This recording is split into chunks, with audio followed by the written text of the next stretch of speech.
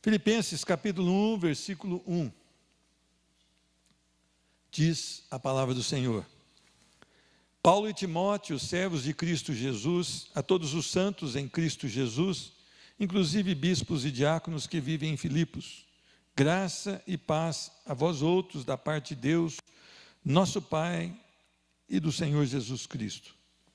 Dou graças ao meu Deus por tudo que recordo de vós, fazendo sempre com alegria súplicas por todos vós, em todas as minhas orações, pela vossa cooperação no Evangelho, desde o primeiro dia até agora.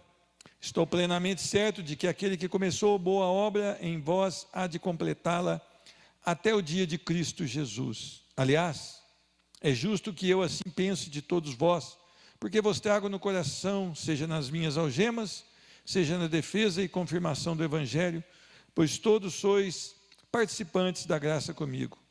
Pois minha testemunha é Deus, da saudade que tenho de todos vós, na terna misericórdia de Cristo Jesus.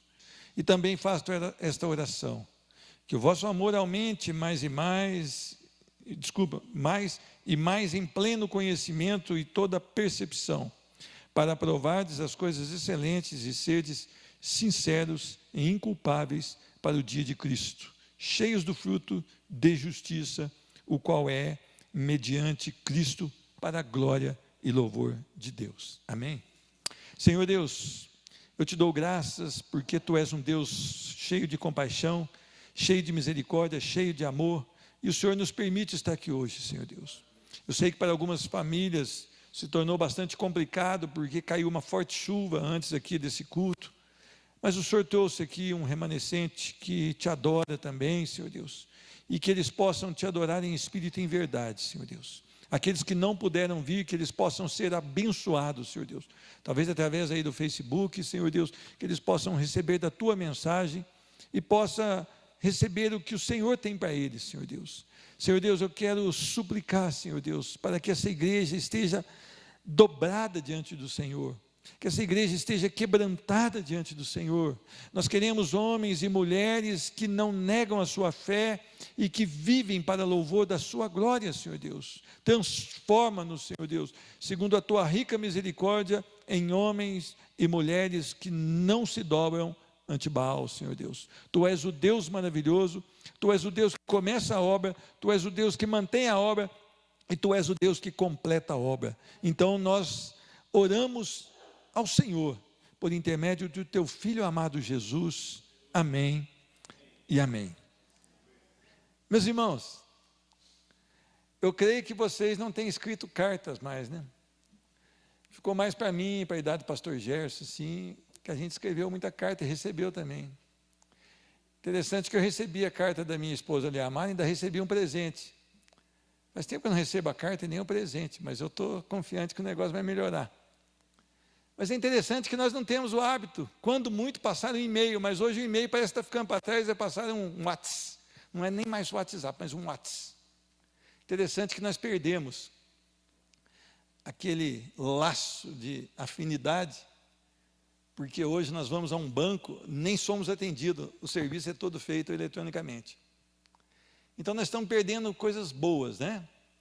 E Paulo, ele escreve uma carta para falar da alegria que lhe for imposta. Primeiro, porque Deus é o Senhor da sua vida. Segundo, porque os crentes de Filipe eram crentes ousados no Senhor. E Paulo tinha um carinho com eles, e eles tinham um carinho com Paulo, a ponto de suprir as necessidades de Paulo. E é interessante que Paulo desejava estar com eles. Se nós formos no capítulo 1, capítulo 2, ele vai expressar esse desejo. Mas qual é o motivo da sua alegria? Ou qual o motivo da sua tristeza? Talvez você entrou aqui hoje muito triste. Talvez alguma coisa não deu certo, um projeto não deu certo, talvez você foi magoado por alguém, talvez alguém te perseguiu no seu local de trabalho, talvez o seu casamento não está tão assim bacana nessa semana ou esse mês, e você saiu machucado e machucou também. Alguma coisa pode ter lhe roubado a paz. Mas é interessante, Paulo, ele estava alegre, não importavam as circunstâncias. Paulo estava aqui preso, encarcerado, privado da sua liberdade de sair à rua, mas ele tinha uma liberdade em Cristo que era indescritível. Paulo, ele não estava preso ao espaço físico, ele era liberto verdadeiramente em Cristo Jesus. Meus irmãos, ele começa saudando: graça e paz a vós outros, da parte de Deus, nosso Pai, e do Senhor Jesus Cristo. E é interessante que ele começa essa carta falando em nome de Timóteo, não na presença de Timóteo. Timóteo estava aqui escrevendo com ele, mas falando em nome de Timóteo também, e ele diz que os dois são servos de Cristo Jesus. É interessante que a maior posição que nós podemos ter na igreja é servo do Senhor Altíssimo. E é a posição que ninguém quer esse título. Hoje até as pessoas não acham que o título de pastor é suficiente, então eles começam a tentar dar um ênfase maior, né? Agora é apóstolo, pai apóstolo, tal, vai crescendo. Que bobagem. Paulo começa essa carta dizendo servo de Cristo. Em algumas cartas ele usa apóstolo, até mesmo para firmar a sua posição, onde ele era questionado por muitos. Mas interessante que eu quero fazer algumas perguntas para você. Se você estivesse preso hoje, se você não pudesse sair, você estaria alegre como Paulo ou triste? Porque de repente você passou por algum problema bem pequena semana, isso já roubou a sua paz. Isso já não deixou você nem tomar uma refeição. Como é que você estaria se você fosse preso? Agora eu digo mais, como é que você estaria se você fosse preso por defender a razão da sua fé em Cristo Jesus? Meus irmãos, Paulo, ele aproveita o tempo. Ele aproveita o tempo e ele traz um texto de Lamentações, capítulo 3, versículo 18 ou 19, 21, que diz: quero trazer à memória aquilo que me dá esperança. Paulo, ele era perdido, e ele foi achado por Cristo Jesus. Ele foi encontrado quando ele estava respirando ameaças contra os cristãos, quando ele estava perseguindo o caminho. E Deus o busca. É interessante que naquele caminho de Damasco, Paulo não diz assim: Senhor, me salva. Não, Deus é que vai até Paulo e coloca Paulo no chão. E Deus o atrai, pela sua misericórdia, pela sua graça. Paulo então ele estava alegre porque era um homem que estava perdido dentro de uma denominação. Era um homem que achava que era cristão. Era um homem que achava que era um verdadeiro e um autêntico servo do Deus Altíssimo, mas não era. Era um perdido. Mas Deus o encontra e Deus o transforma. Então Paulo, ele tinha esperança em Cristo Jesus e não nas circunstâncias transitórias desse mundo. Paulo se deleita no poder de Deus através da vida dos cristãos que eram autênticos filhos do Senhor. Quando Paulo escreve essa carta, nós vamos chegar ao momento que ele diz: olha, eu também oro para que o vosso amor aumente mais e mais conhecimento. Havia um desejo de Paulo de ver os cristãos apegados a Cristo Jesus, e isso mantinha vivo, mantinha alegre. As nossas orações, muitas vezes, elas só estão na área de pedir coisas. Nós não estamos orando pelos cristãos, pelos nossos irmãos em Cristo, para que eles cresçam, para que eles tenham uma vida totalmente voltada para o Senhor. Onde você tem buscado a sua alegria, meu irmão? Onde você tem buscado a sua alegria, minha irmã? Pode ser num carro bonito, pode ser numa casa bonita, pode ser num casamento dos sonhos, pode ser num filho legal. Nada vai completar a sua vida. Não adianta você virar para a sua esposa e dizer assim: esposa, você me completa. A sua esposa não te completa. Não adianta você dizer para o seu esposo: esposo, você me completa. O seu esposo não te completa. Não adianta você dizer: olha, os filhos me completarão. Os seus filhos não te completarão. O único que pode completar é Cristo Jesus, quando Ele vai no seu coração e toma a sua vida e transforma essa vida para a louvor e glória dEle. Meus irmãos, este mundo está um mundo totalmente egoísta, porque as pessoas querem o melhor para elas mesmas, e elas estão buscando o lugar errado. Será que a sua alegria está nas coisas eternas? Será que a sua alegria está nas coisas dos céus? As nossas orações, meus irmãos, como elas são? Quanto tempo elas demoram? Será que há prazer no nosso tempo de oração? Ou será que a gente viaja mais lá fora do que ora? Ou será que a nossa carne ela vence essa batalha porque ela não quer orar?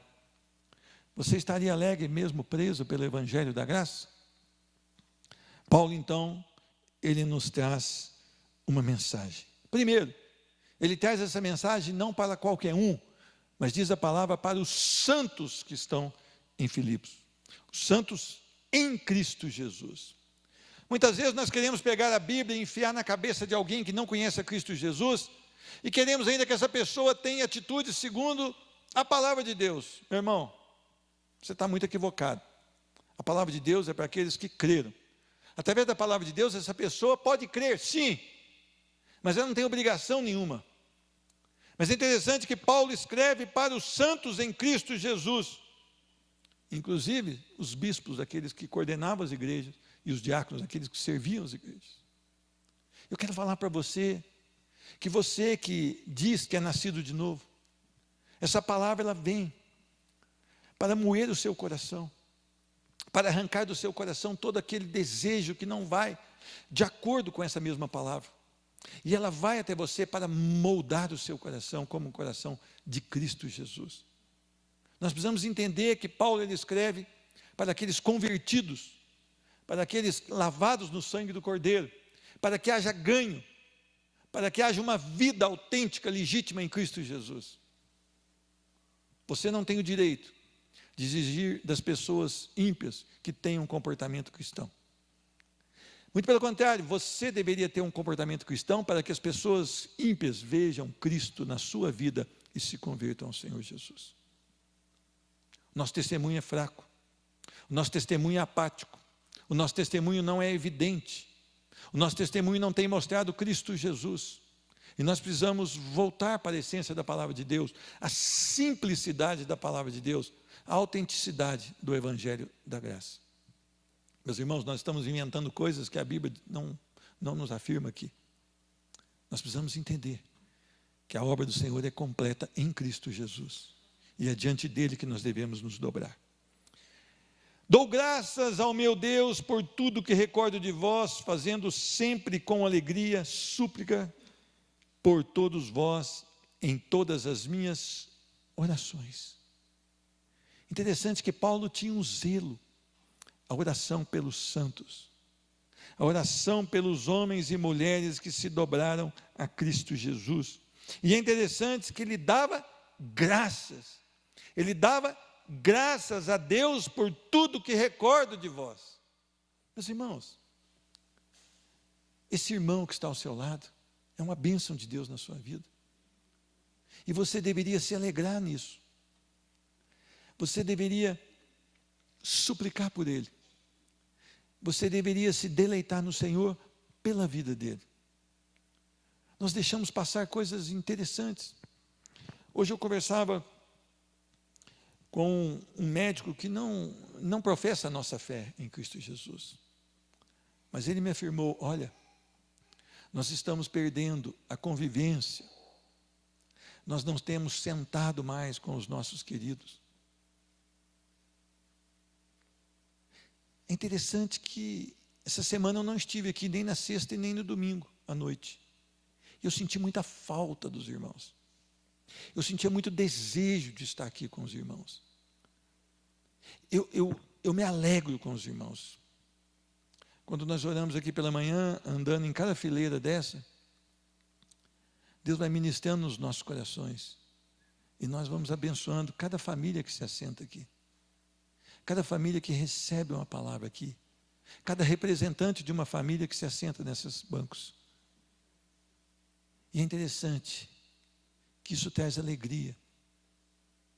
Talvez o irmão esteja trabalhando, talvez o irmão esteja enfrentando alguma dificuldade, mas há intercessão aqui por esses irmãos, porque esses irmãos são amados dos pastores dessa igreja, dos irmãos dessa igreja.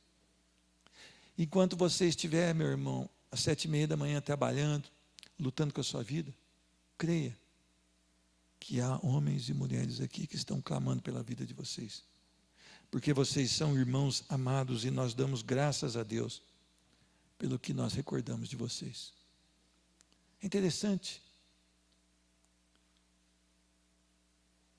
Muitas vezes as pessoas não dão valor à oração.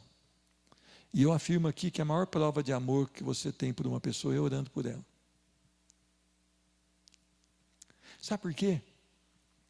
Porque quando você ora por ela, ela não está vendo que você ora. Então não tem louvor para você. Quando você dá um presente para a pessoa vai te abraçar, ela te dá um sorriso. Mesmo que ela não goste do presente, ela te dá um sorriso e abraça. Parece que você recebe, então, parece que a recompensa tua já foi dada. Mas quando você ora por uma pessoa insistentemente, ou como diz a palavra lá em Daniel capítulo 6, continuamente, é a maior prova de amor que você pode demonstrar para uma pessoa.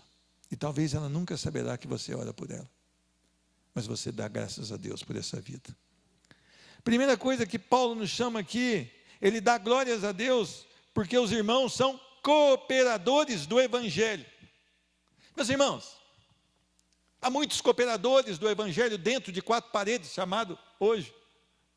Já pegou o hábito de chamar isso aqui de igreja, mas na verdade não é igreja. Isso aqui é um templo.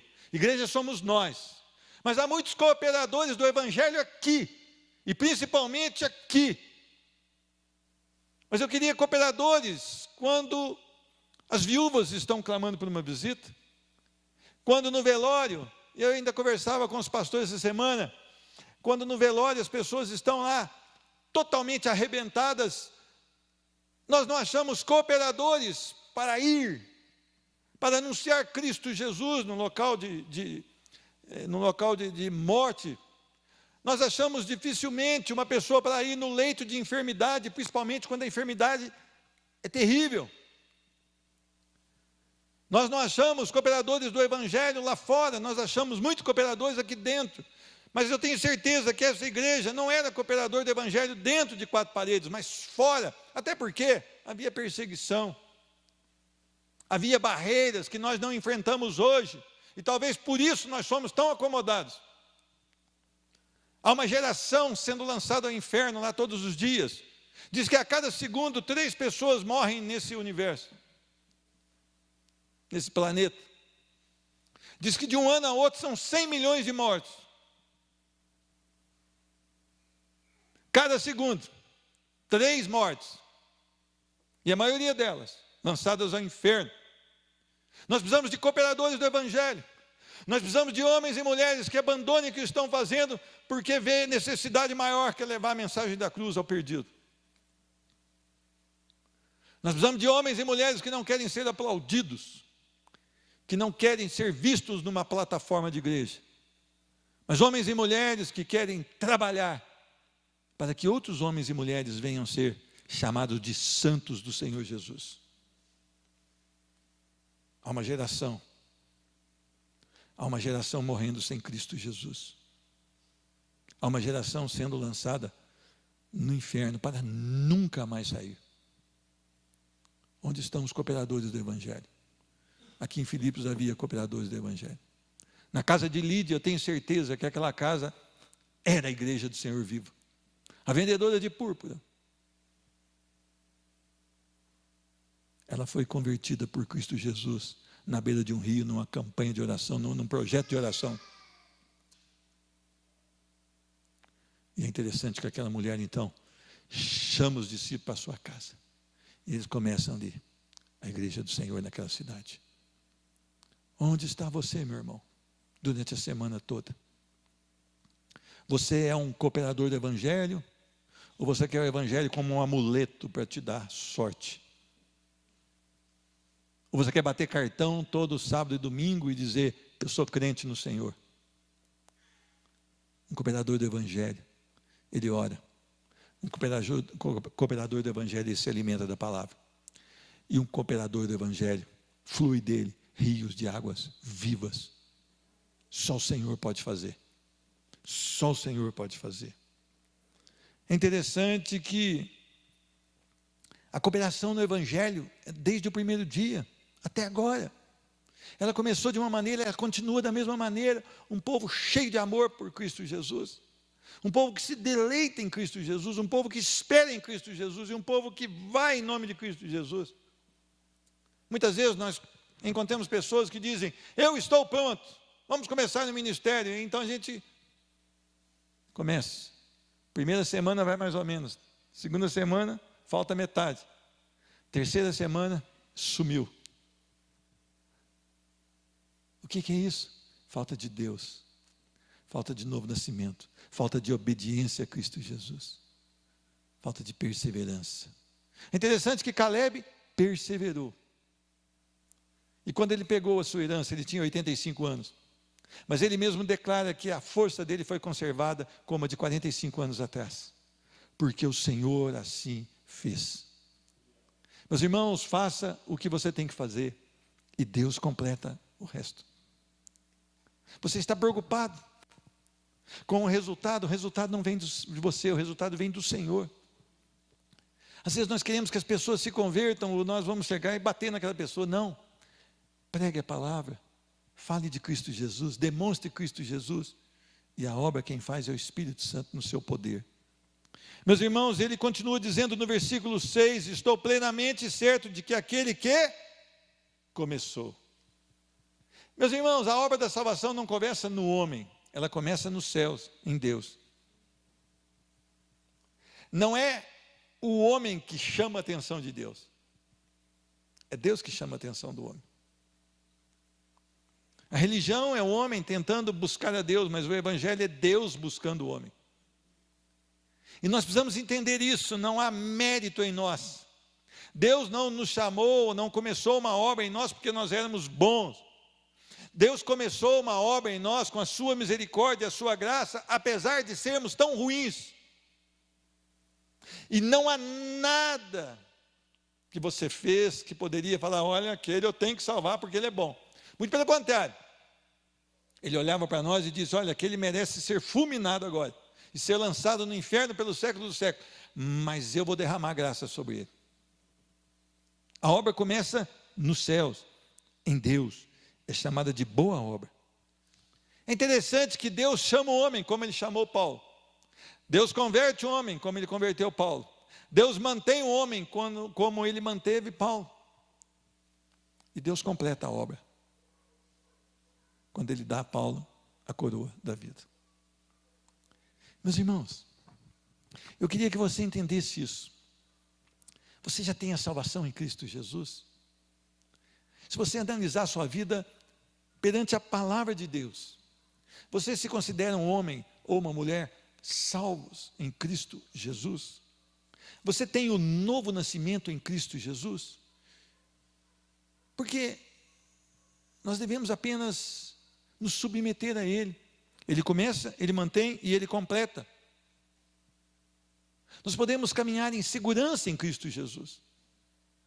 Nós podemos, muitas vezes, hoje eu ainda falava, acho que eu falava com o pastor Jéssica, pastor Joel. Uma vez uma pessoa me falou, essa pessoa vai te trair. Eu falei, capaz, eu dou meu braço no fogo por ela. Olha, é porque é um ditado, que se fosse uma realidade, estava tudo queimado. Agora Deus é diferente. Ele começa, Ele mantém, Ele completa da maneira que Ele quer. Então é interessante que numa amizade você não pode mergulhar de cabeça, porque você pode ser decepcionado e ser machucado. Mas nas coisas de Cristo Jesus você pode mergulhar. Você pode dar o passo sem ter o chão, que Ele vai te arranjar o jeito de você pisar. É a mesma coisa quando estavam todos os discípulos dentro do barquinho, a tempestade, e Pedro então, ele vê Cristo Jesus e Cristo falou, olha, pode vir. Pedro pede para andar sobre as águas, ele falou, pode vir. E Pedro então dá um passo de fé naquele mar revolto, e ele caminha por sobre as águas. Meus irmãos, tem sido assim a sua fé em Cristo Jesus? Ah, irmão, aleluia, eu quero caminhar sobre as águas, aleluia, eu vou fazer uma dívida aqui, depois eu vou caminhar sobre as águas. Você é safado, rapaz, muda essa conversa, vai para a palavra, não vai fazer dívida com nenhuma, isso aqui está falando de coisas espirituais.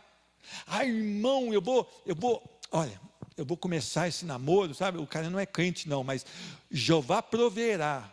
Larga a mão de usar a palavra do nome de Deus em vão.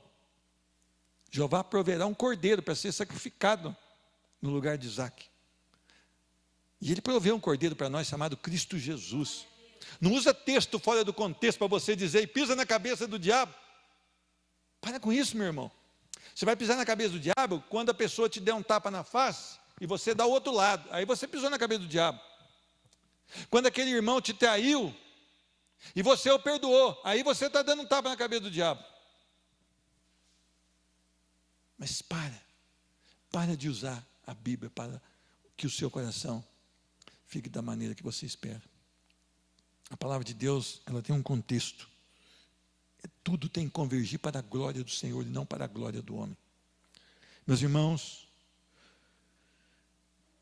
versículo 7. Aliás, é justo que eu assim pense de todos vós, porque vos trago no coração, seja nas minhas algemas, seja na minha defesa e confirmação do Evangelho, pois todos sois participantes da graça comigo. Meus irmãos, aquele que tem a graça ama o Evangelho. Aquele que tem a graça, ele deseja Cristo Jesus todos os dias. Aquele que tem a graça, ele se arrepende todos os dias, porque ele sabe que ele peca todos os dias. Aquele que tem a graça, o modelo de vida dele, inspira as pessoas a buscarem a Cristo Jesus. As pessoas estão usando a graça como uma desculpa para a libertinagem. Então a igreja diz assim, olha, mantenha o seu estilo, mude as suas atitudes, mas mantenha o seu estilo. Paulo foi mudado em atitudes e em estilo. Pedro foi mudado, seu estilo era agressivo. No final da sua vida ele foi crucificado, segundo os livros fora da Bíblia, e ele quis ser crucificado de cabeça para baixo por não se considerar digno de ser crucificado como Cristo Jesus. João, também chamado de Boanerges, filho do trovão, quando entrava dentro de uma maca num culto de adoração, aquele homem que era impetuoso, que queria que Deus mandasse o fogo dos céus para queimar os oponentes, ele entrava com a seguinte mensagem dentro do templo: irmãos, amai-vos uns aos outros. A graça muda a vida da pessoa, a graça transforma a pessoa. É interessante que pessoas dizem assim, eu sou crente, mas eu nasci assim, eu vou morrer assim. Eu não conheço crente que nasce assim e morre assim. Eu conheço crente que nasce assim, mas é transformado em Cristo Jesus e morre de uma outra maneira. Paulo, ele suspirava, respirava e desejava prender cristãos. Diz a palavra que ele arrancava famílias de dentro das suas casas e ajudava na condenação para que eles fossem executados. Paulo, ele estava ali quase que aplaudindo o apedrejamento de Estevão. Esse homem foi transformado, modificado. Participantes da graça comigo, defesa e confirmação do Evangelho. Se eu tenho a graça é porque eu tenho Cristo. Se eu tenho Cristo em verdade, eu vivo para a glória dele, defendendo o Evangelho da graça. Meus irmãos, a igreja evangélica tem sido bombardeada por homens e mulheres que têm uma própria doutrina para beneficiar a si mesmo. Nós precisamos voltar para a palavra do Senhor e ter realmente a necessidade do evangelho genuíno. Meus irmãos, o evangelho genuíno é nós, miseráveis pecadores, e Deus Santo, e Cristo Jesus, o sacrifício perfeito. O que sai disso, irmão? Pula fora. Você não é bonzinho, você é depravado, você é morto nas suas transgressões, até que o Senhor tenha te alcançado. Isso pode ser há 10 anos atrás, há 20 anos atrás, ou poderá ser hoje ainda. Mas você precisa entender, você não é bom, você merece, e eu mereço a condenação. Mas essa graça é que nos muda e que nos transforma. É o sacrifício perfeito no madeiro. Essa semana foi uma semana que eu vi muitas pessoas, eu acho que foi semana passada, eu vi muitas pessoas caminhando na beira da estrada, tentando chegar a um local, segundo eles, onde eles iam encontrar um favor, ou ia ali agradecer um intermediário que está entre eles e Deus. Para nós que abrimos a Bíblia aqui, nós vimos que eles estão equivocados. Talvez no seu coração há um desejo sincero de agradar a Deus, mas nós sabemos que não é isso que agrada a Deus. O que agrada a Deus é quando nós recebemos a palavra do Senhor, cremos nela e vivemos para Ele, em obediência, em simplicidade. Versículo 9, uma oração extraordinária, uma oração de alegria. E também faço essa oração, olha o que ele pede aqui: que o vosso amor aumente mais e mais. Interessante que quando nós pedimos para Deus aumentar o amor, Ele não está separado do conhecimento da palavra de Deus. Meus irmãos, você não pode amar porque você decide amar. Você não pode amar porque deu um negócio em você, você vai amar. Você ama quando você ama Cristo Jesus. E aí você compreende o que é o amor, essa decisão de amar sem buscar nada em troca.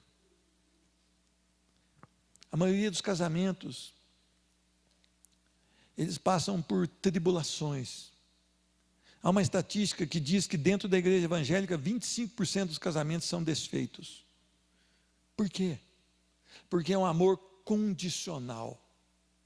Ele me ama, eu o amo. Ele não me ama, eu não o amo. Sabe o que acontece? Nós precisamos entender que nós precisamos do amor em pleno conhecimento do Senhor da glória. Nós precisamos desejar conhecer a Cristo Jesus. E toda a percepção, olha que maravilha.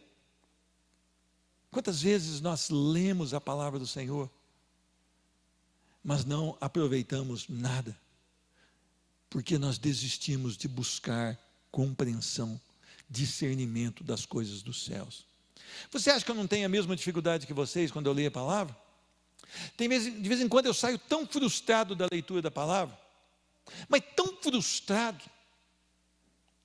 porque eu não consegui extrair nada, e eu sei que é algo formidável, maravilhoso, perfeito, é algo que vai completar o meu coração, mas eu não consigo. Agora tem gente que tem resposta para tudo. Tudo que você perguntar, aqui, daqui, ele tem resposta para tudo. Foge dele. Foge dele. Foge dele. Nós não compreendemos. Nós não compreendemos todas as profundezas da verdade de Cristo Jesus. Aliás, eu creio que nós compreendemos muito pouco, porque Ele assim resolveu nos revelar. Meus irmãos, o amor não está separado de conhecimento e percepção das coisas dos céus. O amor não está separado de Deus. Aquele que não tem Deus no coração, ele não pode amar. Porque só o Senhor pode mudar esta vida.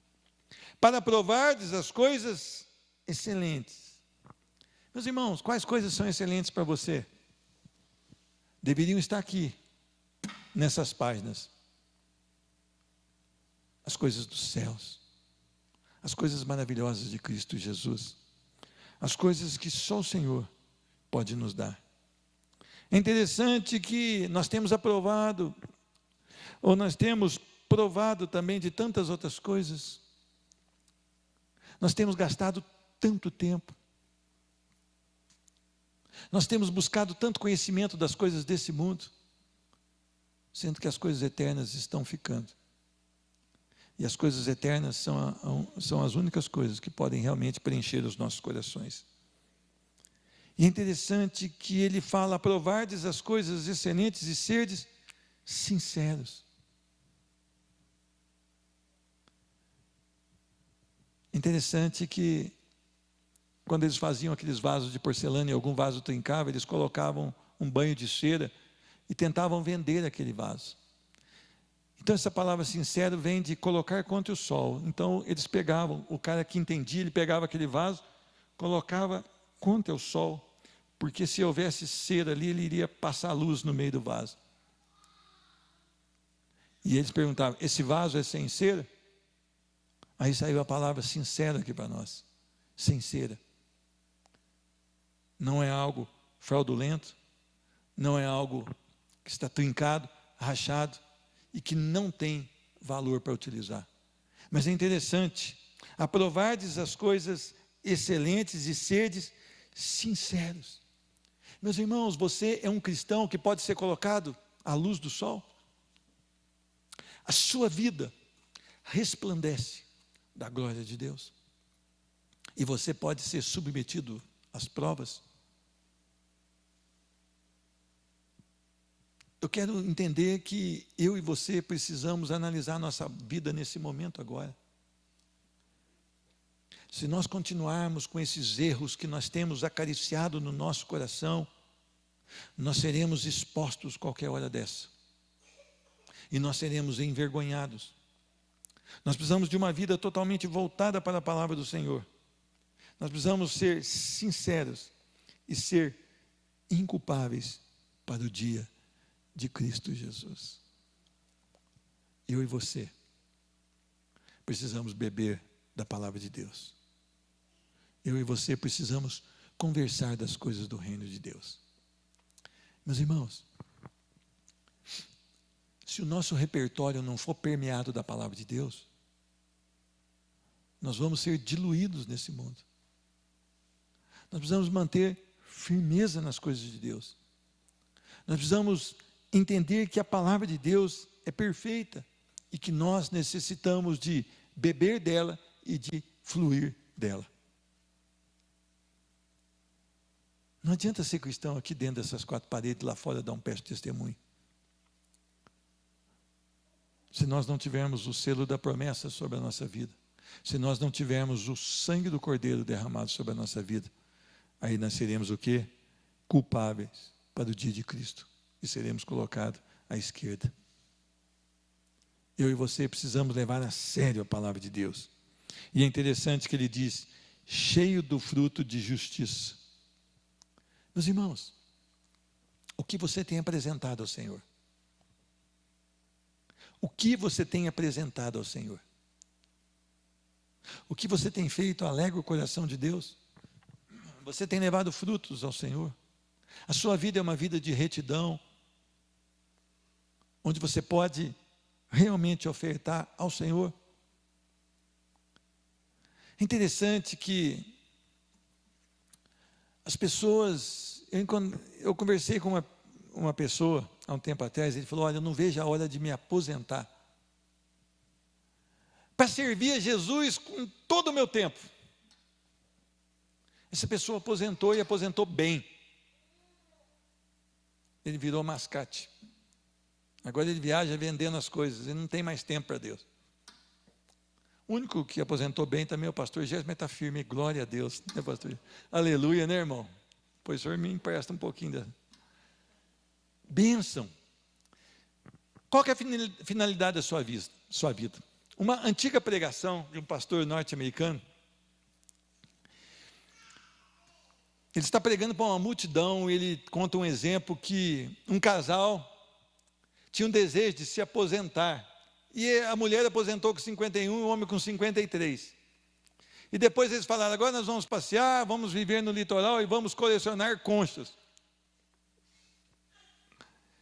E ele faz uma analogia com a nossa própria vida. De vez em quando nós estamos igual a esse casal.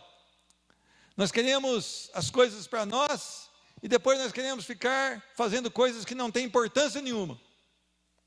E a pergunta que ele faz é, imagine esse casal, no último dia, comparecer diante do Rei dos Reis e Senhor dos Senhores, e dizer assim, Senhor, olha o que eu trouxe para o Senhor como fruto de justiça, minhas conchas. Eu fui um colecionador de conchas. Eu gostei muito dessa ilustração, porque muitas vezes a nossa vida está dessa maneira. Nós não temos nada para apresentar ao Senhor, porque nós queremos viver bem aqui. Queremos viver bem nesse momento. Não pensamos em uma vida futura, cheia de fruto de justiça. Fruto de justiça você só produz em Cristo Jesus. Não há como produzir frutos de justiça de nós mesmos. Nós precisamos ter Cristo Jesus em nós. E Cristo Jesus, através de nós, vai produzir frutos de justiça. Eu queria que você entendesse. A sua alegria não pode estar aqui nas coisas desse mundo. Eu queria que você entendesse. Os seus irmãos precisam da sua oração. Eu queria que você entendesse que Deus é que te mantém crente.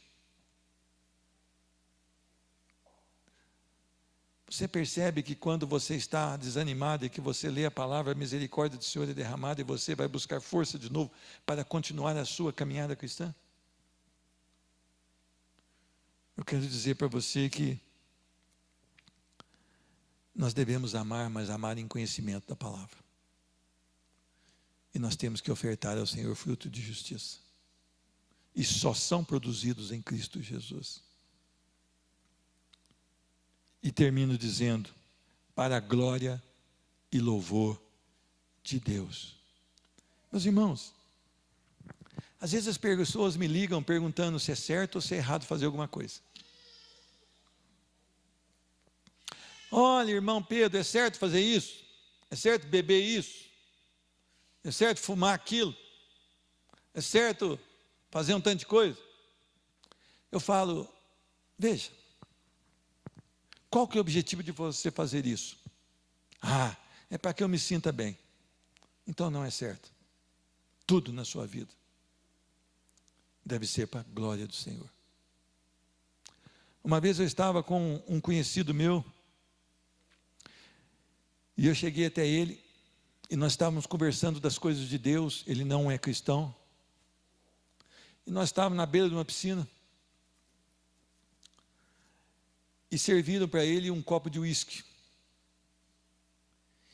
e ele falou, eu estou com vergonha de beber esse uísque perto de você. Eu falei, mas por quê? Não sei, porque você fala essas coisas diferentes. Você acha que eu devo beber? Eu falei, olha, faz o seguinte, levanta o seu copo de uísque. Ele levantou.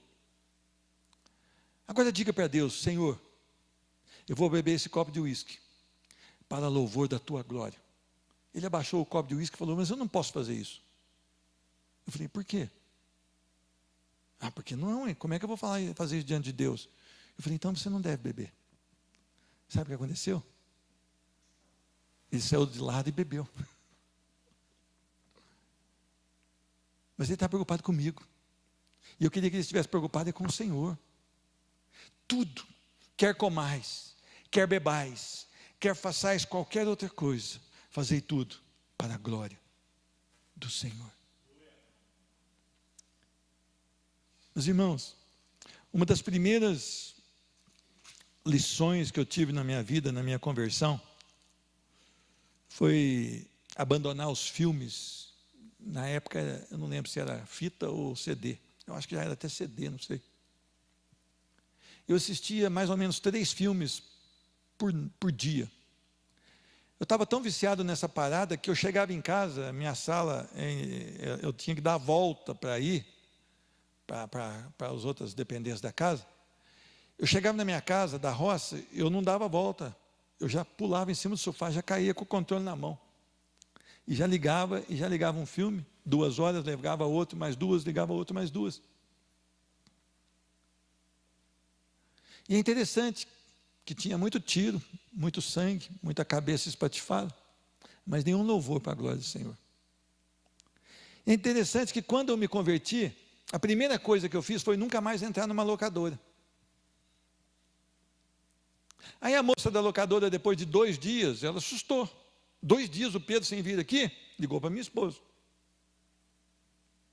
Olha, Amara, o Pedro não veio, eu guardei as novidades para ele. Ele falou, acho que ele não vai mais, ele converteu. Ele está totalmente mudado, você precisa de ver. Ela falou, eu preferia como ele era antes.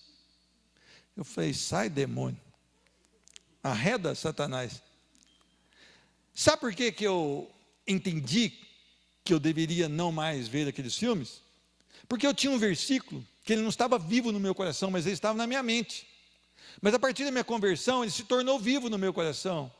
E ele se encontra em Filipenses 4, 8.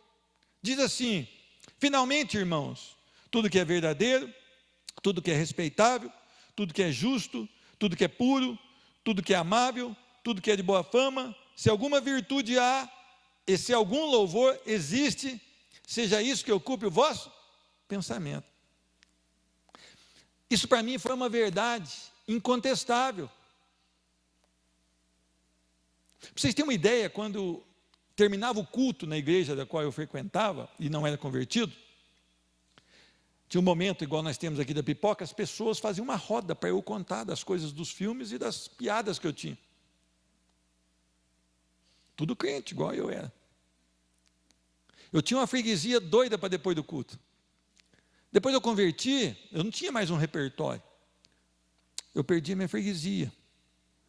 Eu ficava no chá ali meio sozinho. E um dia uma mulher falou comigo sobre filmes. E eu falei: Deus me deu esse versículo aqui. Ela leu e falou: eu não concordo com você. Eu falei: discordar de mim não tem problema. O problema teu é com Deus. Então eu não conseguia enxergar que esse versículo funcionava para isso. Para mim funcionou. Justamente nisso. Uma área da minha vida que estava totalmente terrível. Eu quero que você saiba. Os filmes que você assiste, eu duvido, nem que for da Disney, se não tem lá uma insinuação sexual.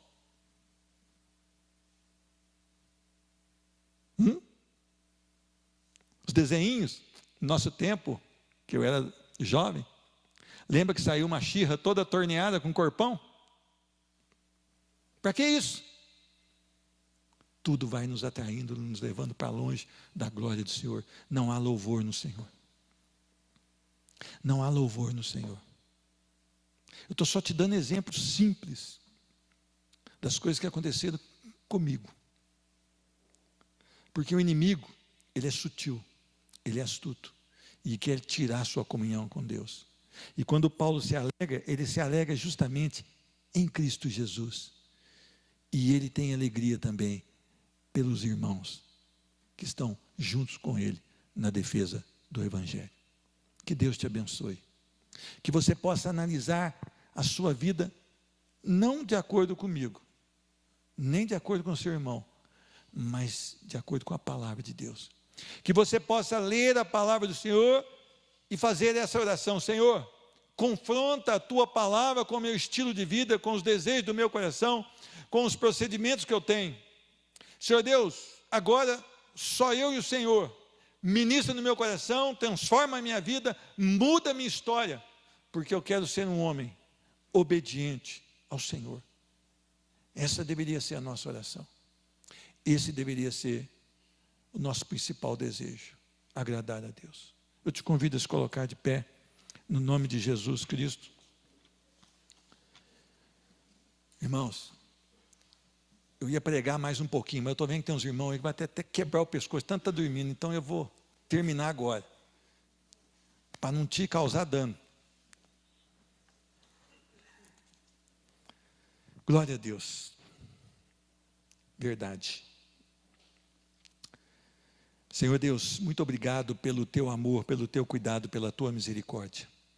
No nome de Jesus Cristo, nós queremos que a nossa vida seja transformada, Senhor Deus. Nós queremos caminhar de fé em fé e de glória em glória em Cristo Jesus e para louvor dele, Senhor Deus. Senhor Deus, nós temos pecado contra o Senhor, nós temos tido um procedimento que não mostra Cristo Jesus através da nossa vida, e muitas pessoas, Senhor Deus, talvez não tenham desejado o Evangelho, porque elas olham para nós e dizem: olha, se isso é ser um cristão, eu não quero ser um cristão. Nos perdoa, Senhor Deus. Nós queremos ser mudados, Senhor Deus. Nós nos colocamos agora, Senhor Deus, na tua presença, pedindo: muda, transforma os nossos corações, Senhor Deus. Senhor Deus, nós vivemos num país onde não há o valor moral, Senhor Deus, onde houve uma degeneração de valores, Senhor Deus, básicos para uma sociedade, mesmo que sem Cristo, Senhor Deus. Essa sociedade está desfarelando, Senhor Deus. Senhor Deus, nós vivemos numa geração chamada evangélico, Senhor Deus, onde pastores estão fora da palavra, onde líderes de ministério estão fora da palavra, e onde eles estão pregando coisas que vêm para a glória deles mesmos, Senhor Deus. A Tua palavra nos adverte sobre isso, que haveria esse tempo, Senhor Deus. Nos livra, Senhor Deus. Senhor Deus, que nós tenhamos simplicidade, humildade e obediência somente a Cristo Jesus, para que nós possamos ter, então, como escolher o caminho correto. Senhor Deus, eu quero Te louvar, Senhor Deus, por essas vidas que aqui vieram, Senhor Deus. Senhor Deus, eles saíram das suas casas, Senhor Deus. Eles buscaram, Senhor Deus, a Tua presença, Senhor Deus. Eles entraram aqui para ser tratados pelo poder da Tua palavra, Senhor Deus. No nome do Senhor Jesus Cristo, promove cura aqui hoje, Senhor Deus. Promove transformação de vida, promove a salvação em Cristo Jesus hoje, Senhor Deus. Senhor Deus, que haja hoje um comprometimento com a Tua palavra, Senhor Deus. Senhor Deus, 2 pessoas que estão enfermas e que nos assistem pela internet, a Bruna e a Márcia, Senhor Deus. Tu conheces o coração de cada uma delas. Tu sabes a necessidade do seu organismo, Senhor Deus. Mas Tu sabes também a necessidade do coração dessas mulheres, Senhor Deus. Talvez de um encontro verdadeiro e real contigo, Senhor Deus. Talvez uma transformação, Senhor Deus, onde haverá a viva esperança em Cristo Jesus. Faz um milagre aqui, físico e espiritual. Nós Te louvamos, nós Te bendizemos, no nome do Senhor Jesus Cristo. Amém e amém. Que Deus te abençoe e que a paz do Senhor seja sobre a sua vida.